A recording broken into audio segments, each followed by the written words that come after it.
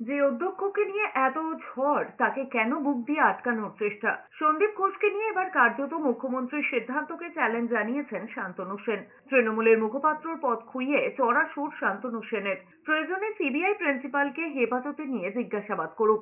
আরজিকর মেডিকেলে গিয়ে এমনই মন্তব্য করেছেন আরজিকরের প্রাক্তনী তথা তৃণমূল নেতা শান্তনু সেন। আরজিকর থেকে ইস্তফার পর সন্দীপ ঘোষকে ন্যাশনাল মেডিকেলের দায়িত্ব দেন মুখ্যমন্ত্রী। বুধবার তাণ্ডবের ঘটনায় জড়িতদের ধরতে ডেডলাইনও বেঁধে দিয়েছেন শান্তনু সেন।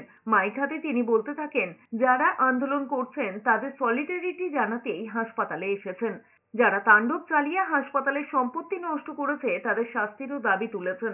শান্তনু সেন নিজেকে RG Kar medical college ex student অ্যাসোসিয়েশনের প্রতিনিধি হিসেবে এসেছেন বলেও জানিয়েছেন।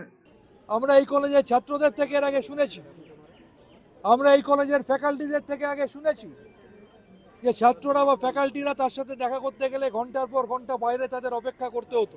আপনারা জেনে অবাক হবেন, গতকাল যখন আমরা তার বাড়িতে গেছি তখনও পর্যন্ত তার মা বাবা দুঃখ করে বলছে আজ পর্যন্ত প্রিন্সিপাল আমাদের সাথে কথা বলেনি বা দেখা করেনি। যেখানে রাজ্যের মুখ্যমন্ত্রী নিজে পৌঁছে যাওয়ার সময় পান, সেখানে দাম্ভিক, উন্নাসিক, অহংকারী প্রিন্সিপাল তিনি তার একজন ছাত্রীর সাথে বলাৎকার হলো, খুন হলো, তিনি সময় পেলেন না দেখা করার।